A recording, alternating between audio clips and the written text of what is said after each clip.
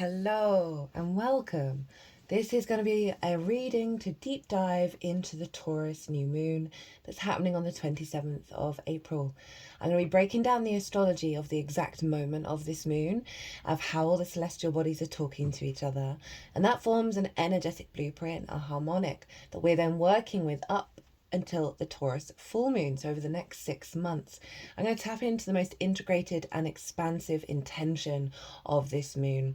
I'm going to be pulling collective tarot cards to see what the message is of what the bigger picture is, what the bigger perspective is of this new moon, which you can then apply to all the nuances in your own life, the good, the bad, the beautiful, and the ugly. Right? It helps give us a bit of higher perspective so we can zoom out and really just get out of the drama of it all and go, oh, this is what this is up to.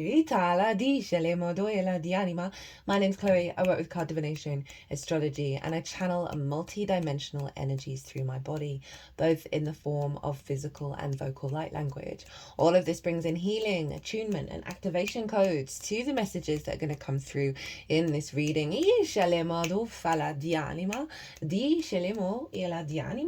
So, new moon in Taurus, fixed earth sign, the first earth sign in the zodiac, ruled by Venus.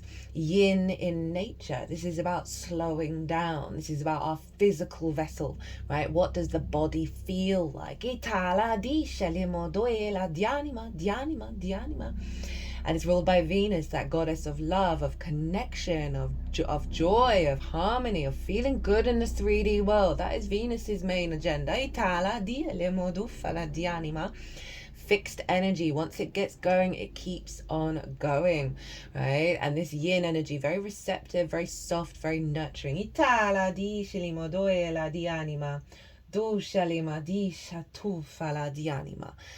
So we've got this new moon. It's at 7 degrees and 46 minutes of Taurus. So right at the beginning of Taurus, right at the beginning of Taurus season, here in the Northern Hemisphere, this is springtime. This is when fertility and creation energy is so loud.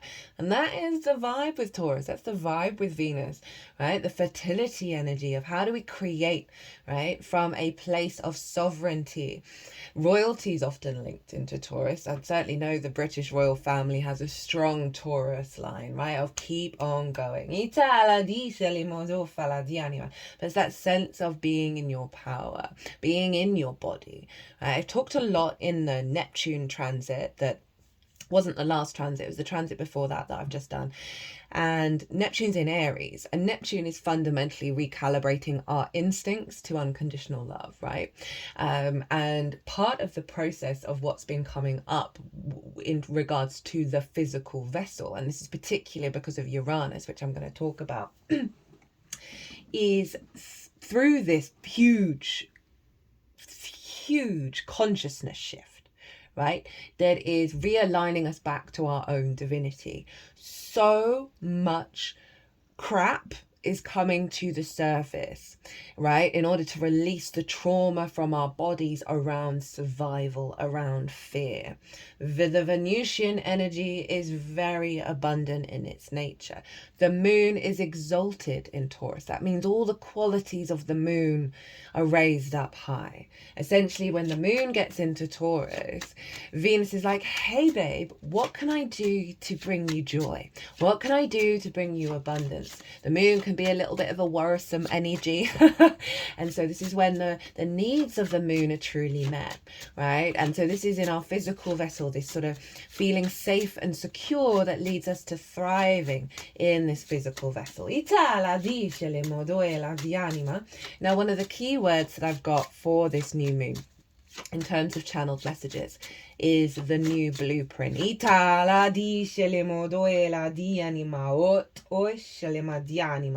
The new blueprint of how we are moving through the world, how we are embodying our physical vessel. Now, I often find with sort of going through certain practices and evolution of the soul, right, and all of that, one of the final stages, it seems to be, is the full embodiment. right, of an idea, of an intention, of how we genuinely feel that frequency fully in our physical vessel. Now, the last moon in Libra, that was clearing out so much karmic wounds, so much old patterning, allowing us to stand in our truth and speak from a place of truth, especially in relationship to other people, of no longer operating from scarcity. And that's often where people pleasing comes in. And so with that, which was also a Venus moon, we are now, because of the clearing work that we did, because the sun was conjunct Chiron for that full moon in Libra, the big wounds, the big shifts are turning into wisdom and allowing us to enter a higher level of consciousness and upgrade in the physical realm. So, as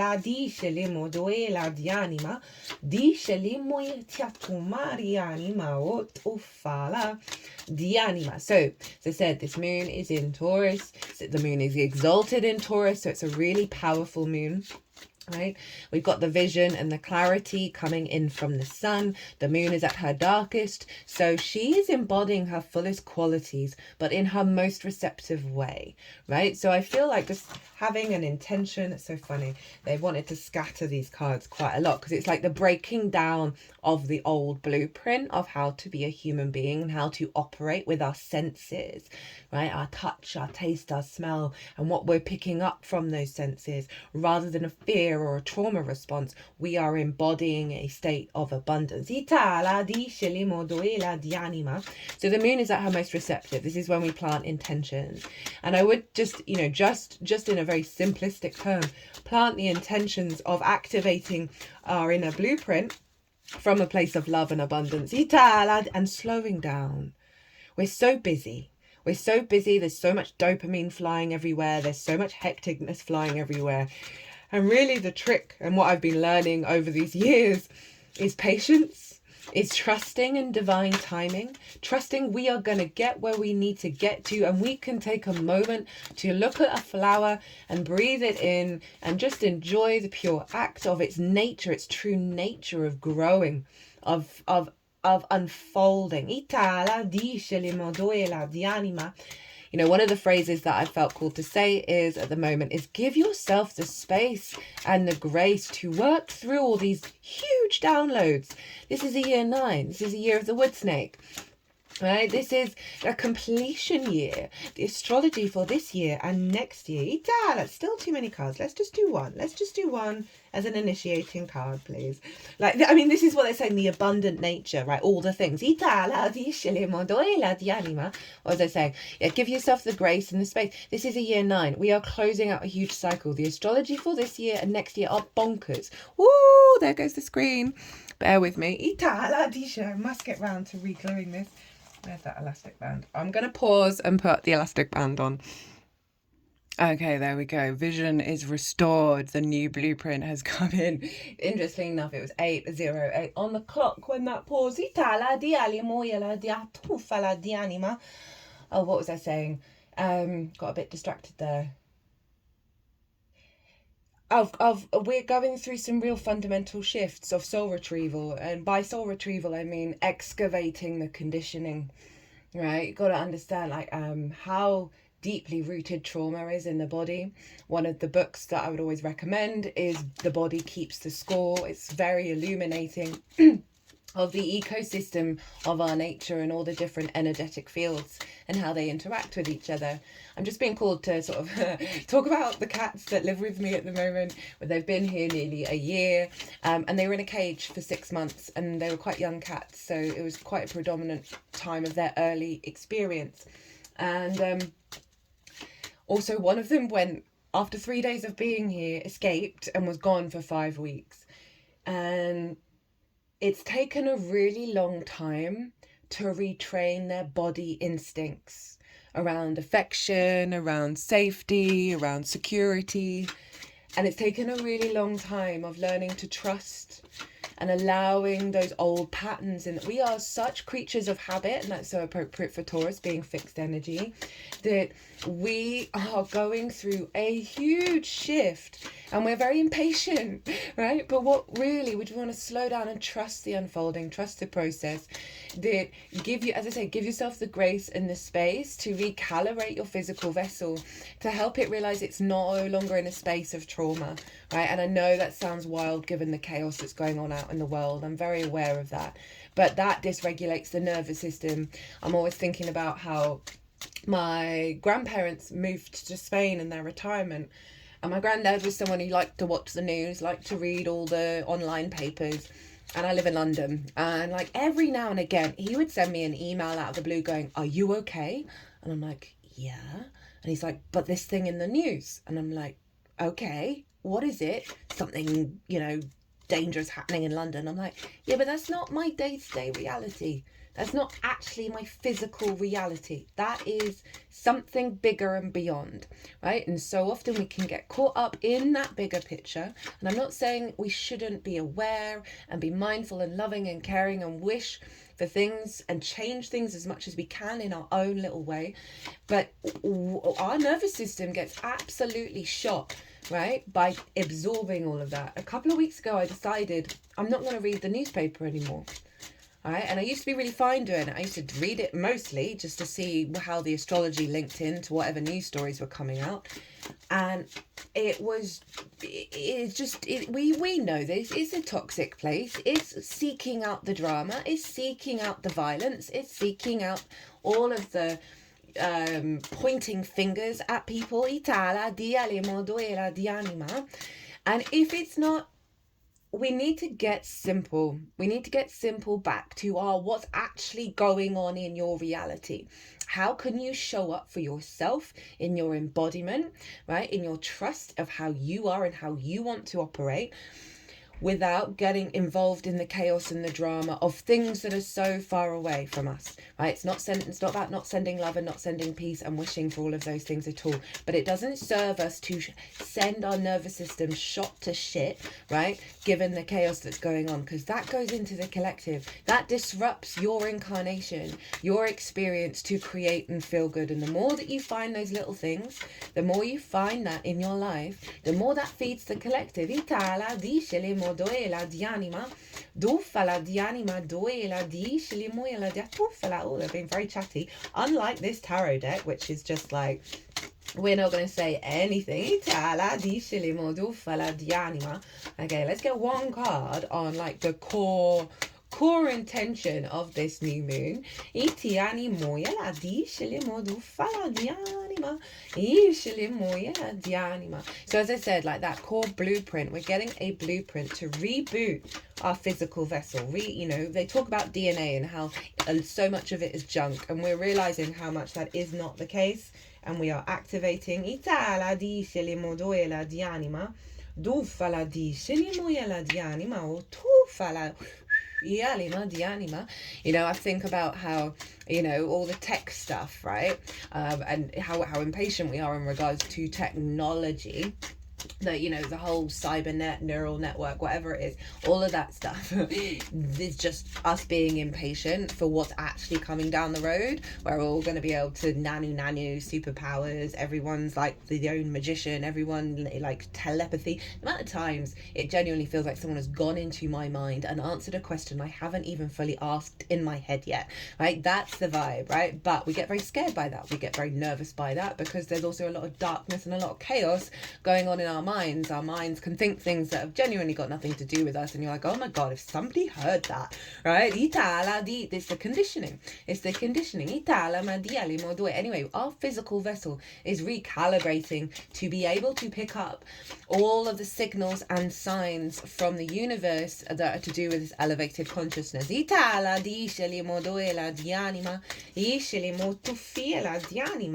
I'm just thinking, I went on this trance workshop a couple of weekends ago, and this woman held it who genuinely didn't have a plan of how it was going to unfold. She was very in tune, not only with the individual, but with the guides around us, with the energy around us. She was picking up on so much. And she was very present in the moment, present in her body, present as being open to receive those messages. And then she weaved a day of just profound mastery of facilitating our sensitivities, our needs, facilitating the guides, the intention of the guides, and how all of those were interacting with all of us, right? And she was very open to the information, to what her senses were picking up on. And that's what I mean about we're activating what is going on with this.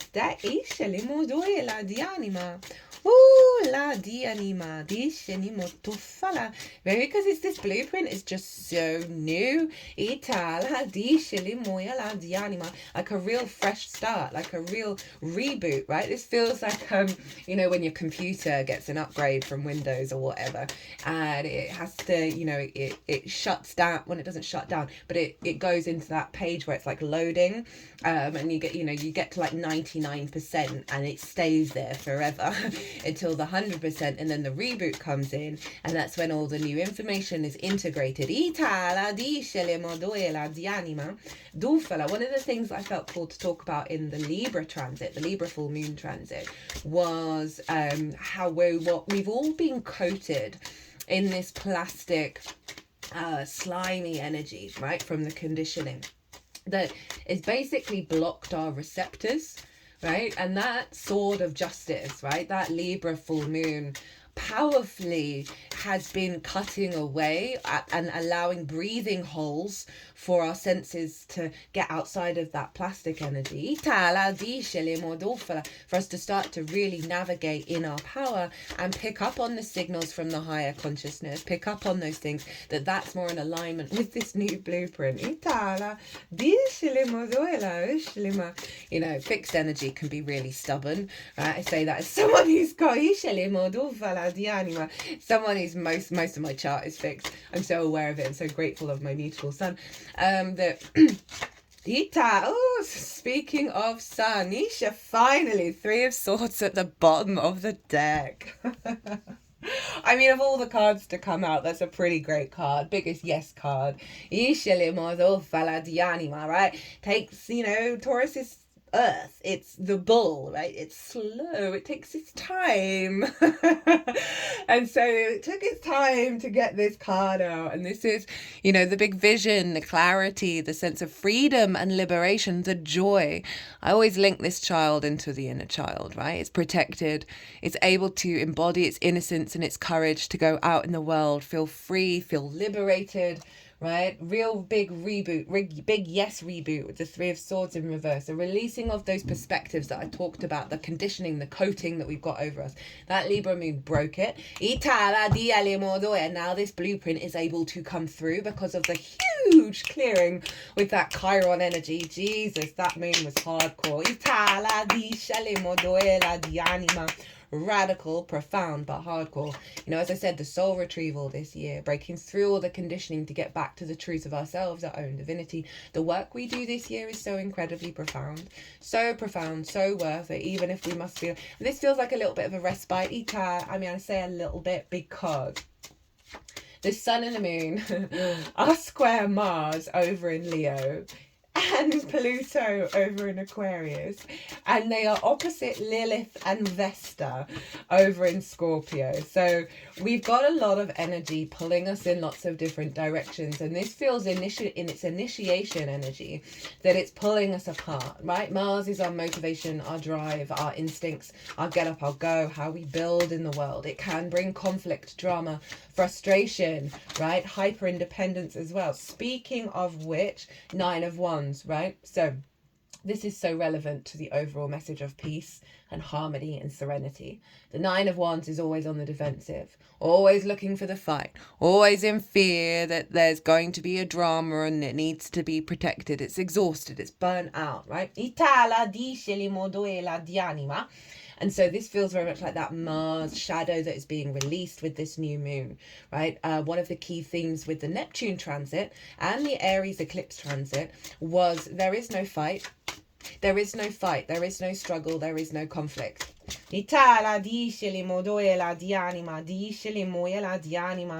And And as I say that, I get the 9 of Swords, the Tower, and the 3 of Cups.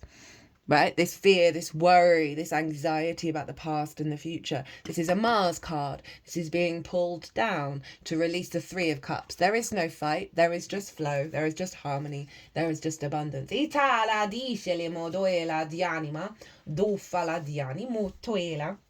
So, yeah, in the sort of one side of that Mars energy, right, of releasing that conflict, releasing that, and so we can build from our heart space, Leo, from our vision, from our joy, from our, you know, that sort of big heart warmth energy. So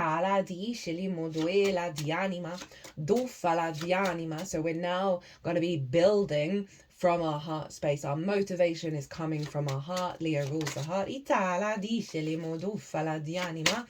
So that square, the sun and the moon, as I said, can bring about conflict, drama, and frustration. If it does, no, it's because it's being pulled down, because it doesn't serve us anymore. And so often the universe will provide us with this difficult energy to let us know how it does not connect to us anymore, how alien it feels. So not only that, but Pluto over in Aquarius is also opposite Mars. So in the lead up to this new moon, there may be power distortions, power dynamics, control, right? Rage, Neptune is not Neptune. Pluto is inherently neutral. Right, it is the cycle of life, death, and rebirth, and we really struggle with change, and Pluto's all about change and the neutrality of that change, and it will highlight hyper control, hyper possessiveness, and all of that stuff, because it wants us to get back to being neutral. It wants us to realize that in that neutrality, fundamentally, we are able to transform at such a profound level. So in the sign of Aquarius, it's getting us back to our universal truth, our universal frequency.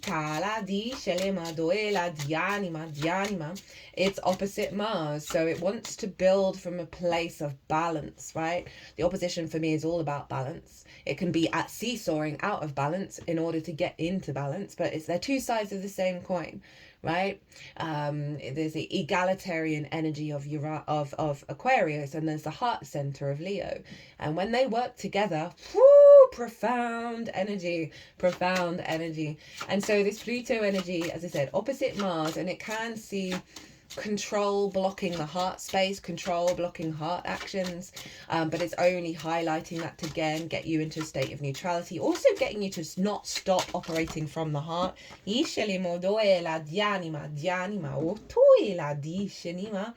And they're both square the sun and the moon in Taurus. Right, and what this is building a very powerful heart universal frequency, connecting to your rooted power. That's the Pluto energy. Mars is very independent. It's also about power. So it's bringing that into an alignment for us to build and create a universal truth frequency in this new blueprint, right? And have the courage and the passion to take the actions that we need to take that serve the elevation of this blueprint. I got the Chariot card while I was talking about this. And this is all about understanding all the situations around you, everything that's happened to you in your life has served as a resource to build, right? Serves as a resource to help you move with momentum moving through the world, right? There's also not trying to control things, right? And Pluto can be very much about control. You see, there are no reins. This figure is not trying to, control where it's going. It is understanding it is in a state of inner balance with the yin and the yang here, and it feels confident, feels victorious in its movement, in its balance, in its inner equilibrium, which is what we got with that Libra moon. It was very powerful, very profound. And so this is really letting us know that with this new moon, we have all the resources we need within us to head to a state of victory. Now, not only do we have the opposition with Pluto and Mars, both squaring the sun and the moon, but the sun and the moon are also opposite Lilith and Vesta over in Scorpio. Ooh, big energy here. Lilith is all about respect, honor, and dignity. She's about equality. She's about two individuals showing up and respecting each other, doing right by each other, and creating from that really powerful place. But if that's not there, she's very confident, going, "Hey, you do you. I'm out." Right? If you don't want to work with me, I'll go work with somebody else. I'll go work with myself. Very powerful liberation feminine energy. But essentially it is about balance, and it is about respect, and it is about love.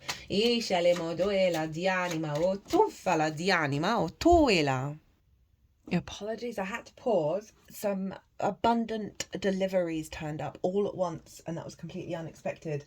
So it's like divine timing, trust in it. We're learning to trust in our own experience, and this blueprint is going to help us integrate that at such a higher level, allowing us to embark on a new journey with clarity. But anyway, back to Lilith squaring Mars and Pluto opposite the Sun, along with Vesta. And Vesta is about Vesta is about our inherent soul contract and the purity of that, and pulling back all the layers of all the other sort of side quest contracts that we've gone on from that soul contract, and stripping that back down, right? It's in the sign of Scorpio at the moment, so it's allowing us to tap into our deep water fixed emotional body and the wounds that are there and the lessons that we've learned. I find Scorpio is a very shamanic energy. It's able to look into the darkness and find that light and stand in its own power in that darkness, and understand the power of that darkness, the void space, and how creation energy comes from it.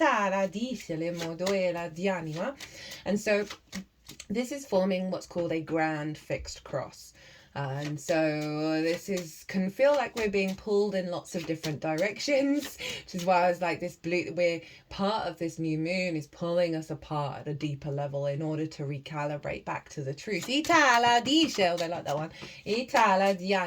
And so we can often feel like we're being pulled in lots of different directions. So wherever those fixed signs are in your natal chart, those themes are going to be quite loud, right? And the trick is with a cross, grand cross, fixed or otherwise, is to, when we're feeling quite overwhelmed and we're feeling pulled in lots of different directions, is to center ourselves, is to pause, is to get into a place of stillness, and then see what comes through after that calm, right? And that will be where the universe wants you to go, and that will form a generator, because it will then turn the grand fixed cross, rather than being pulled apart, into a power generator that is just constantly in a state of union to build this new blueprint. And it's in fixed energy, so there's an element of longevity here in regards to the liberation and respect and equality of our inherent soul contract, and revealing that from the darkness, and Pluto with our universal truth, right? Recalibration to our rooted power. Mars in the sign of Leo, bringing big heart space energy in the way that we take action, right? Being very sort of proud in a healthy way, being independent and sovereign in a healthy way, but because it's operating from the heart, all feeding into this new moon, right? Of how we manifest this new blueprint.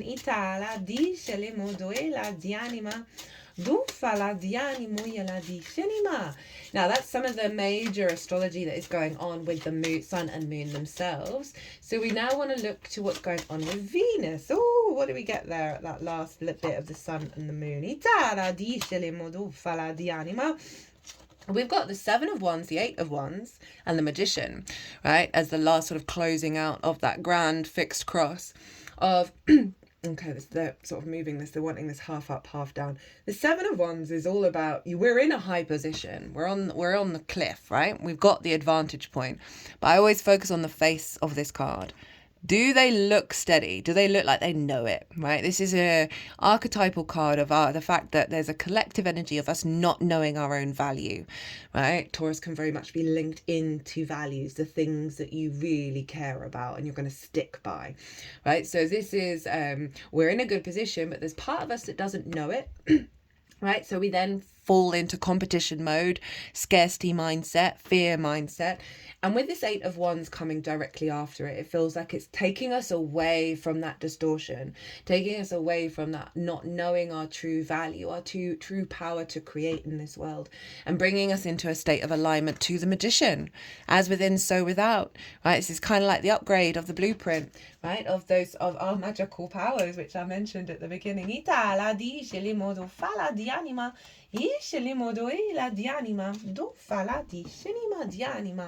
Okay, they wanted the 3 of Wands and the 10 of Cups after that, right? Of embarking on this new journey. Into our power, into our divine, sovereign, birthright. Going back to royal family, right? That's always been a vibe with royalty of being divinely placed in that position, so therefore no one can question it. And that 7 of Wands is very much about questioning your own place in the universe, your own place in the world. And that Neptune energy in the sign of Aries, right, the I am of it all, is helping us get to know that I am rather than the who am I, right? Rather than that question of who am I, it is a sort of instinctive satedness. Oh, we're here and we're showing up and we're doing the damn thing. Now Venus, the ruler of this moon and therefore influencing Taurus at all times, is over in the sign of Pisces, conjunct Saturn, the North Node, and the asteroid Ceres. Well, she's not quite an asteroid. She's actually a small planetary body. She's bigger than Pluto. She's the roundest thing. She represents the Earth Mother. She's linked into the Ceres is linked into the word serenity, not serenity, being sincere. And that comes from her, right? From that name that comes from that which grows, right? She's linked into the grain harvest. She's linked into fertility and the abundant harvest of nature, right? That nature instinctively grows. The sincerity in which we are growing and expanding from a place of abundance. So all of that energy, that Saturn, North Node, Ceres energy, and also Neptune, who's, even though it's in Aries, is very closely linked to Venus because she's at 28 degrees and Neptune's at 0 degrees. So they're very close together. All of this feeding into this moon. And Venus is exalted in Pisces. So we not only have an exalted moon, but we have an exalted Venus who's governing this exalted moon, right? And so by exalted, it means all of the qualities are raised on high, right? This is very much this Piscean energy, right? Of the outward manifestation of our inner blueprint, right? Our inner unity. And interestingly, we've got 2 3s here. The Empress card is the Venus card. It's number 3, number of the goddess. But what, in terms of Venus being exalted, Pisces is very much about unconditional love. Pisces is very much about the interconnectedness of all things, the awareness of hyperconnectivity, and therefore we are all one, right? And having deep empathy and deep understanding. It's also a very magical house, very synchronistic.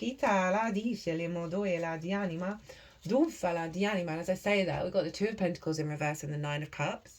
Now the 2 of Pentacles for me is very much the hamster on the wheel, right? The survival mechanism. Got to get up, got to work, got to get the food, got to pay for the rent, got to go to bed, got to get up, got to get work, and can't think beyond that. But it's come in reverse, which is a release of the hamster wheel into the 9 of Cups, right? A real gratitude of existence, a real confidence and abundance within the self. That leads to this 10 of Cups. When we slow down and I am grateful, I am right here, right now, and I'm breathing. It's those things that cultivate that 9 of Cups, cultivate that blueprint of rewiring it to this flow, to this confidence of just showing up and doing the best that we can. That's all we can do.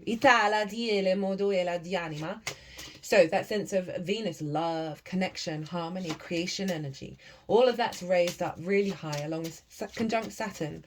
Right, so Saturn is about restrictions and limitations, and the reason why it is so high, Ace of Wands, relighting our fire, is to get us back to the truth, right? Saturn will only bring those restrictions and those limitations because it wants you to get integral with your instincts, with your spark, right, of how you embody your own divine frequency. And so it's a taskmaster but it is all inherently about integrity, the longer term incarnation, the longer term goals, our responsibility and due diligence, and our ability to step up to the plate to embody that. And it's conjunct Venus.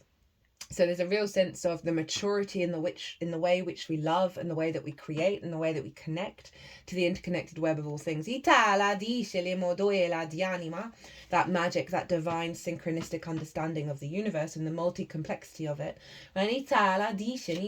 Speaking of which, the North Node and Ceres. So we've got this abundant expansion into more of the magical reality, into the sort of the wibbly wobbly land of Pisces, where we don't have all the answers and we're at peace with it.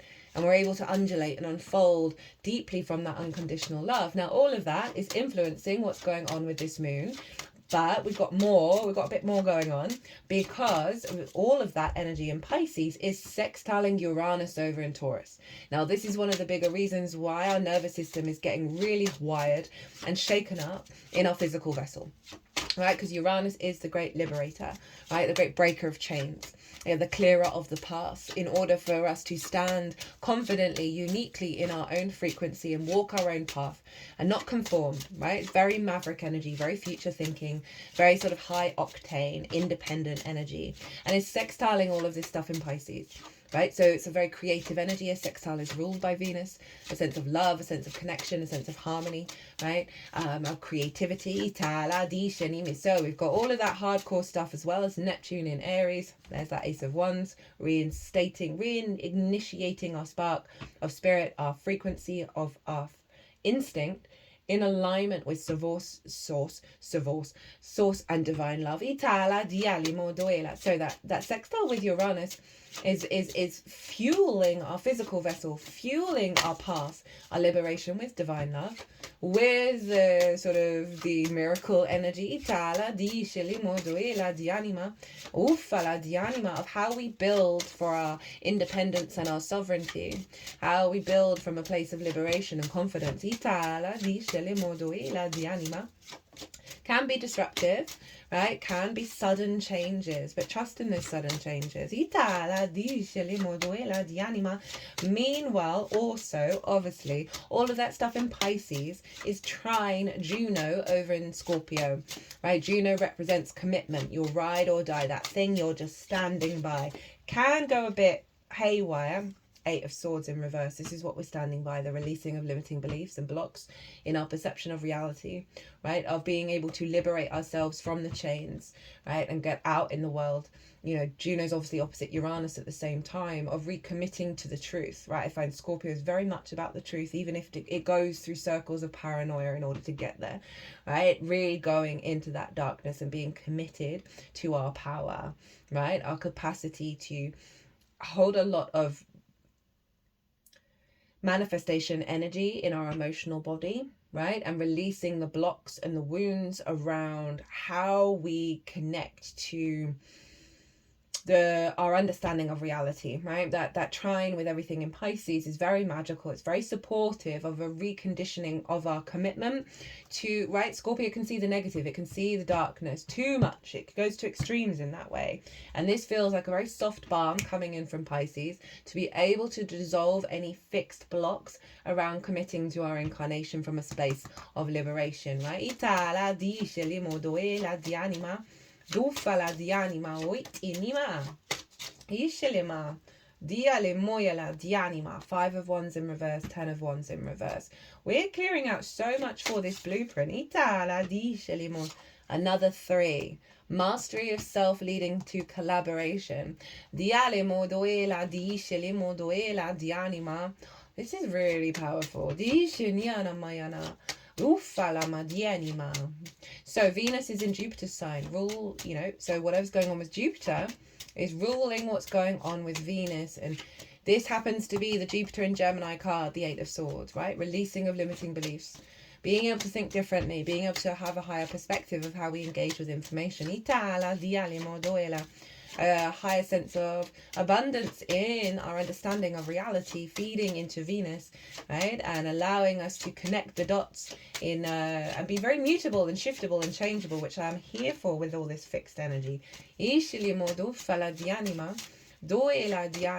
connect to a higher octane of of our incarnation. It feels like the message is repeating quite a lot now. You need to get to the point of knowing ourselves, and the world will open up to us. Hello, Saturn.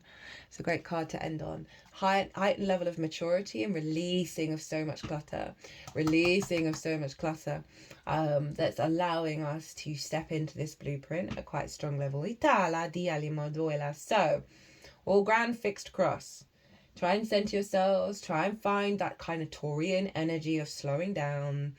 You know, tapping into your senses, being nourishing to your senses, and just allow the process of the building to happen, right? You don't need to control it. You don't need to rush around. You don't need to, you know, be in, let's get one card from this. It really is about allowing the process for the full embodiment at a higher frequency. And so you may see lots of shifts and changes around how you understand your reality and how you take action to manifest that.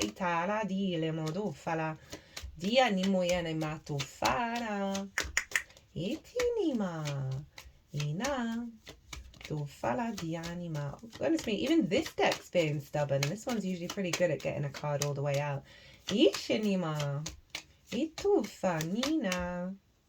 Orion, the wise healer, ancient gifts, ancient wisdom, mind, heart connection, mental energy, nature lover, free spirit, healer, yang, dominant, colorful, or weirdo. And we've got alignment underneath that, right? So just clarifying the really powerful shift that we're going through, bringing us into a higher level of alignment in our physical vessel. And that is, I'm here for that one. Let's see what Orion has to say. You're meant to share and use your ancient wisdom and healing gifts. There's a life for you outside the matrix. Yeah, I think that might be why the decks have been quite funny, because they're used to working more in the matrix frequency. In the physical realm, right? So there's going to be a pause as we recalibrate, as we rebirth ourselves. That is then allowing for more fluidity to come through. You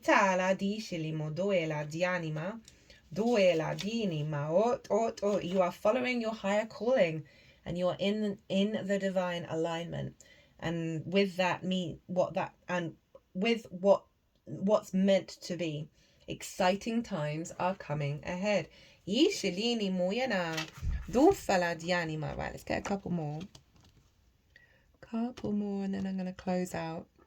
I feel really still. I feel really grounded. Not surprising given it's Taurus.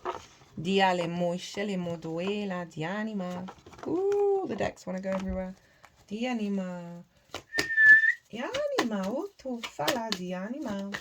What have we got? Change. Oh, you can't make it up. Let's get two more. Let's get three. Three in total. Oof.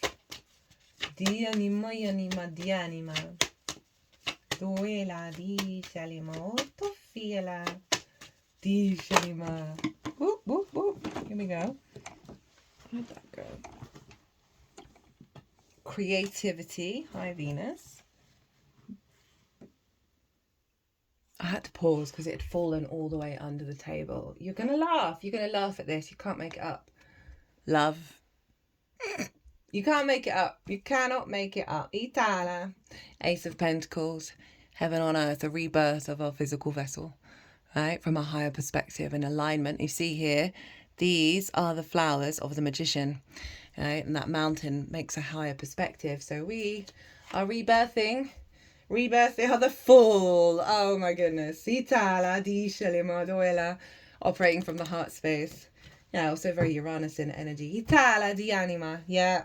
They're simple. It's just, I think that they're just being really stubborn because the message was really simple of like, a new blueprint's coming in. Right, my loves, I'm going to leave it there.